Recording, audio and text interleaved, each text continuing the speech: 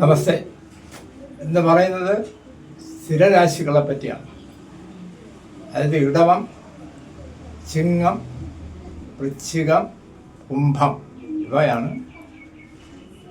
സ്ഥിരരാശികൾ. കുംഭരാശി നാലാമത്തെ.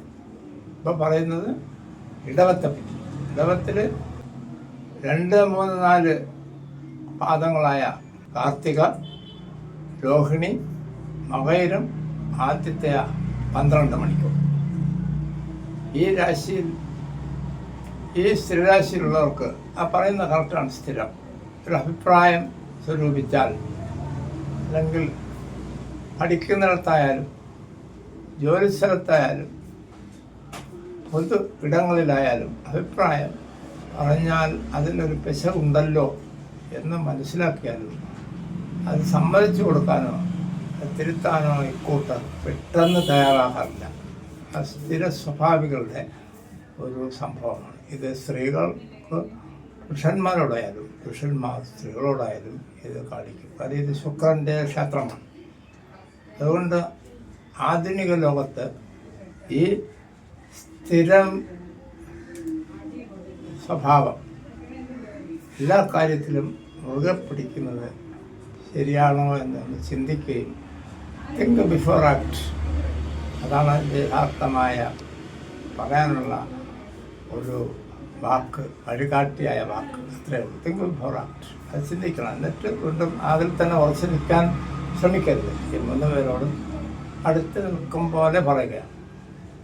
അല്ലാതെ നിങ്ങൾ വഞ്ചകരോ ചതിയന്മാരോ വിളിച്ച് പറക്കാരോ അങ്ങനെ ആൻറ്റി സോഷ്യലായാലല്ല. നിങ്ങൾ വീട്ടിലായാലും ജോലിസ്ഥലത്തായാലും പൊതു ഇടങ്ങളിലായാലും അതിന് മാറ്റം വരുത്തണം. അങ്ങനെ ആകുമ്പോൾ മുന്നേറാം. നിങ്ങൾക്ക് സമൂഹത്തിൽ വിലയും നിലയുമുള്ളവരാണ്. അത് നേടിയെടുക്കാൻ കഴിയും. അടുത്തത് ചിങ്ങരാശിയാണ്. ഇത് സൂര്യക്ഷേത്രമാണ്. മകം, പൂരം, ഉത്തരത്തിൻ്റെ 1-ാം ഭാഗം. അത് നല്ല തൻ്റെ ഇടമുള്ളവരും ആണ്. സൂര്യൻ്റെ ക്ഷേത്രമാണ്. അഭിപ്രായ സ്ഥിരത ഉള്ളവരാണ്. കുറേ അങ്ങോട്ടും ഇങ്ങോട്ടും തെറ്റിപ്പോയെങ്കിൽ അത് മാറാൻ തയ്യാറുള്ളവരാണ്. പ്രത്യേകിച്ച് മകം ഈ നാട്ടിൽ ഏറ്റവും കൂടുതൽ പൂജ നടക്കുന്ന നക്ഷത്രങ്ങളിൽ പ്രധാനപ്പെട്ട നക്ഷത്രമാണ് മകം. പൂരം, ഉത്രം 1-ാം ഭാഗം.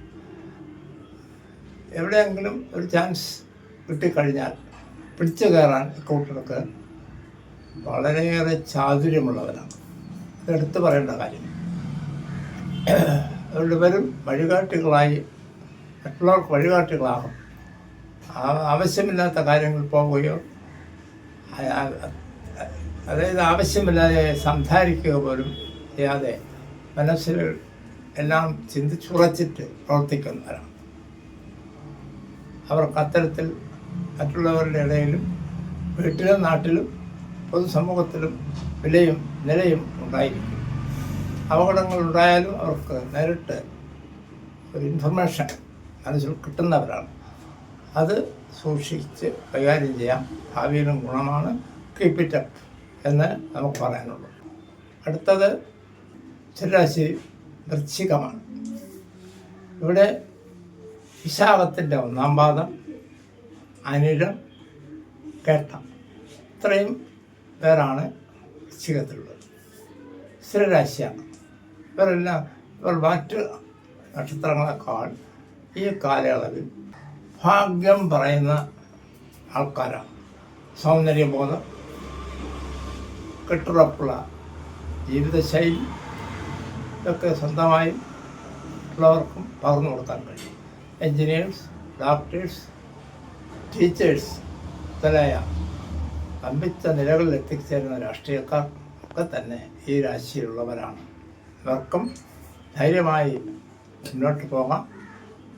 അല്പസ്വല്പം പേരാശിക്കാരെ പോലെ അല്പസ്വല്പം കടുംപിടി നിർത്തുക, മുന്നോട്ട് പോവുക, വിജയിക്കും. 4-ാമത്തേത് കുംഭരാശിയാണ്.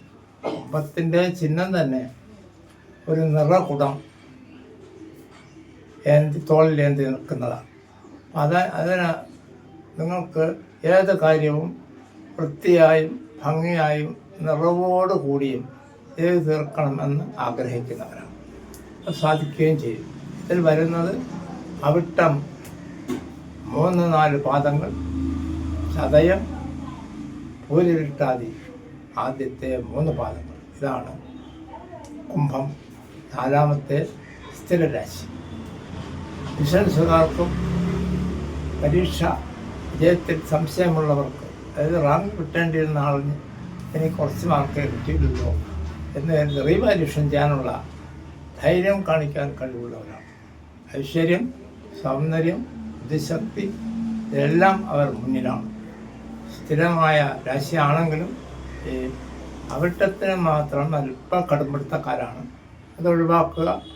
ബാക്കി 3 നക്ഷത്രക്കാരും ക്ഷോഭം അടക്കുക എങ്കിൽ അവർക്ക് ഭാഗ്യവും പോലും കൂടെ വരുന്ന ആൾക്കാരാണ്.